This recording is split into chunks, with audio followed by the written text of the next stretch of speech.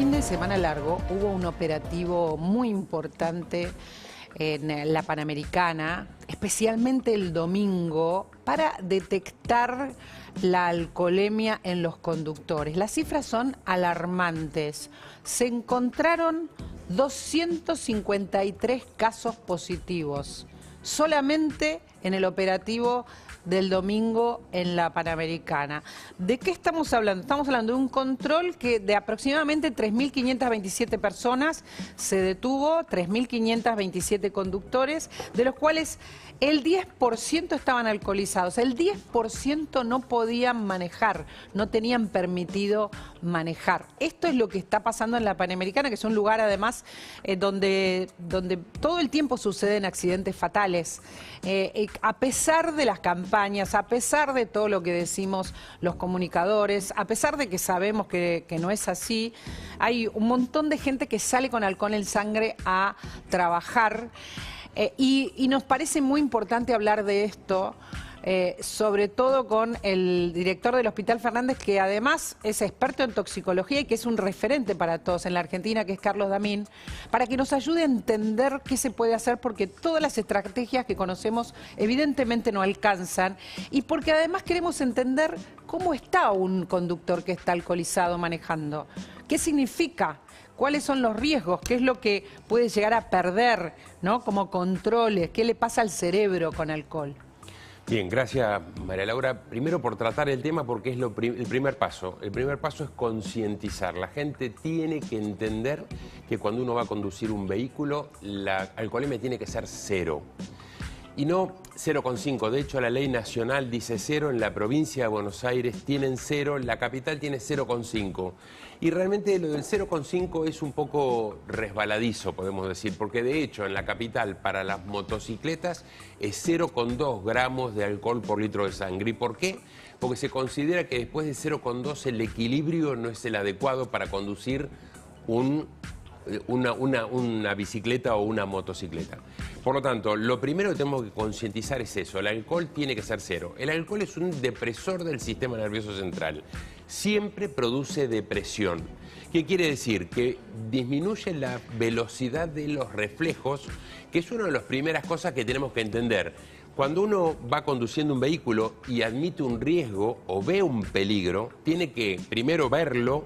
Segundo, tomar una decisión, por ejemplo, apretar el freno o pegar un volantazo para esquivar.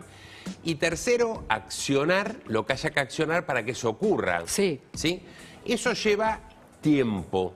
Medido en términos de los nervios es en milisegundos, pero requiere un tiempo. El alcohol enlentece esa conducción.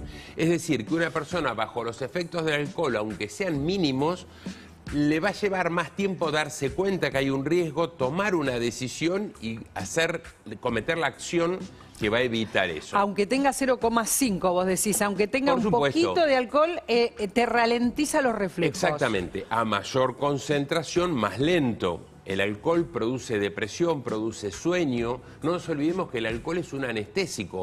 Hace muchos años, antes de que tuviéramos los anestésicos modernos, el alcohol se lo usaba para anestesiar a una persona. Para operarla. Para operarla. Para operarla. Por lo tanto, es un anestésico. El alcohol produce enlentecimiento, pero además hace que la persona subestime el riesgo del peligro. Ustedes van a escuchar que la gente que está bajo los efectos del alcohol es un ganador. Le va bien, no tiene riesgo, no tiene miedo, ¿sí? Envalentona el alcohol. Eso aumenta el riesgo y el peligro a la hora de conducir un vehículo. Llegan muchos seguramente a las guardias de los hospitales de todos los accidentes que hay y donde hay como origen también conductores hospitalizados, ¿verdad? El Hospital Fernández es un centro de trauma de referencia, pero también es un centro de toxicología. Llega gente intoxicada por alcohol y además gente que sufrió un accidente bajo los efectos del alcohol. El tema es que lo que vemos en los últimos años es que ha disminuido mucho la edad con la que llegan las personas al hospital, con una concentración mucho más alta. Cuando yo estaba recién empezando en la medicina, era frecuente ver alcoholizados de 25 o 30 años con 3 gramos. Hoy vemos chicos de 17, 18 años con 5 gramos. Pero eso es casi un coma alcohólico. Claro, y los vemos en ese estado. Y que además con tanto alcohol están manejando?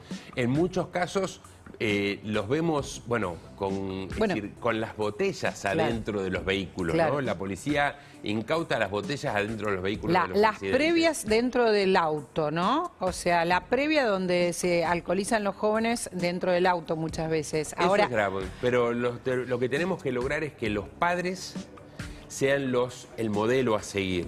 Si yo tengo papás que van a una comida, toman alcohol y vuelven manejando, los chicos aprenden eso. Entonces es muy difícil que un chico aprenda a cuidarse si ve que el papá consume alcohol. Por ahí menos la cantidad que consume, pero es que la ley dice claramente alcohol cero. Para tener alcohol cero al volante hay que estar por lo menos 4 horas sin beber y además bebiendo agua, es decir, que ese alcohol no se lave porque no se diluye, pero que la persona orine. Entonces se requiere 4 horas de limpieza, de ingesta de 4 horas de sin alcohol.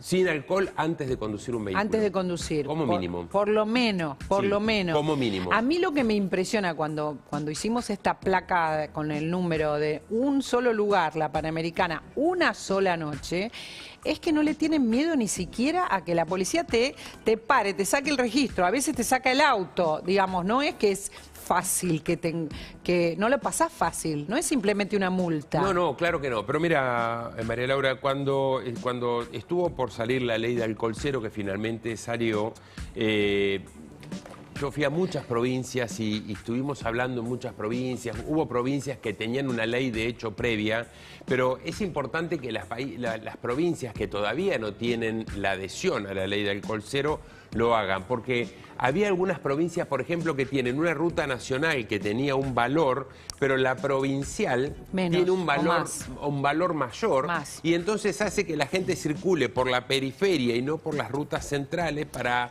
poder circular con alcohol. Pero entonces, esto muestra que no le tienen miedo a nada, porque si estamos hablando de provincia de Buenos Aires, que hay un alcohol cero. No, pero tenemos que celebrar que se hagan controles. Pero son claro. indispensables los controles Desde ya. y que cambien de lugar, porque si están siempre ubicados en las mismas avenidas, la gente va sorteando los lugares para evitar los controles. Se busca que sigan los controles, a ver qué sacamos en conclusión de esta charla. Seguir el ejemplo es lo único que educa, ya lo sabemos, es lo que más educa, el ejemplo de tus viejos, el ejemplo de los demás.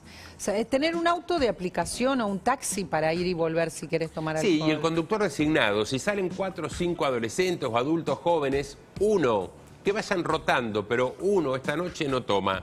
Entonces el resto puede tomar un poco, pero el que va a manejar tiene que ser cero, porque vemos si no lo que pasa con los accidentes, un montón de muertos en un accidente. Ahora, sigue siendo la primera muerte, la primera causa de muerte siguen siendo los accidentes. Siguen siendo los accidentes en personas de 20 a 30 años, y muchos de estos asociados claramente al alcohol. Eso es muy fuerte, eso debería sacudir a todos, ¿no? Y no pasa, no sucede. Que sea a ver, ¿cuál es la mayor parte de la gente joven de qué se muere? De esto, de accidentes. De accidentes. O sea, los que llegan a la guardia, los que no la pueden contar. De cosas prevenibles, ¿no? El accidente no es un accidente, es un siniestro, es una situación evitable. Y bueno, mucho más evitable si además podemos entender que es indispensable no tomar alcohol cuando vamos a conducir un vehículo. Está en riesgo tu vida y está en riesgo la vida de los demás. Hay millones de motivos y de razones para no tomar y es incomprensible todavía que no sea en Argentina, que no sea masivo. Y tenemos que destinar más dinero a la prevención. Los presupuestos de nación, de las provincias, tienen que destinar dinero a la prevención, porque es mucho más barato prevenir que curar, claramente. ¿Qué pasa con el control de otras sustancias problemáticas que se consumen? Y lo que vemos muchísimo es consumo, por ejemplo, de marihuana. Bueno, eso es un problema porque no todas las provincias lo tienen instrumentado. ¿Cómo se controla además? Acá en Capital, hace algunos años, están los narcotest. Lo que se hace es claramente, como es mucho más caro que el del alcohol, lo que se hacía en algún momento acá en Capital era cada cuatro de alcohol, en el quinto se hacía completo, ¿sí? que se hace también en saliva, lo que pasa es que es mucho más caro y determina 10 sustancias.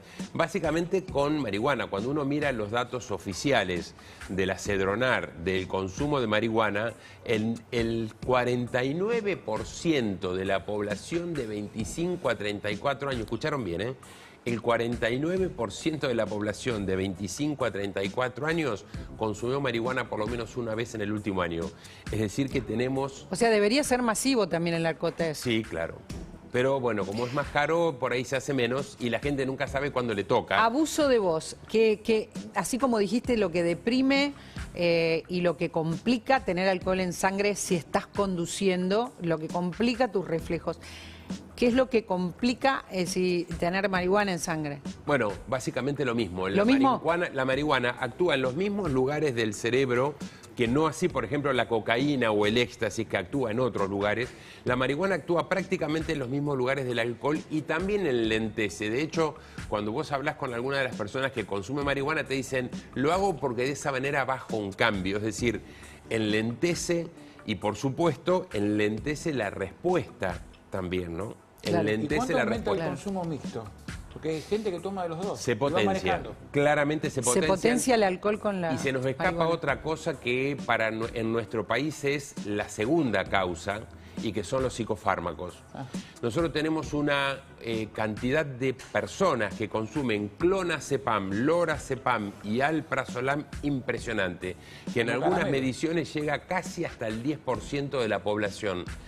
Y cuando a la gente, y esos medicamentos que son básicamente los hipnóticos, los miorelajantes, los ansiolíticos, que la gente utiliza ese cuartito que pedimos a veces para dormir, duran mucho tiempo en sangre. Si la gente a eso le agrega alcohol, en la sangre se mezcla y se potencian. Entonces la persona tiene un efecto como si hubiera tomado 3 whiskies cuando por ahí se tomó 2 vasos de vino. Clarísimo, gracias siempre, Carlos, sos fundamental para nosotros, todo lo Gracias, que sabés gracias y a todo lo ustedes. que enseñas. Millones de gracias por este rato, Un gusto, gracias. de verdad. Bueno, les cuento que nos tenemos que dedicar a la política, tenemos la suerte de tener acá a Carlos Fara que nos acompaña.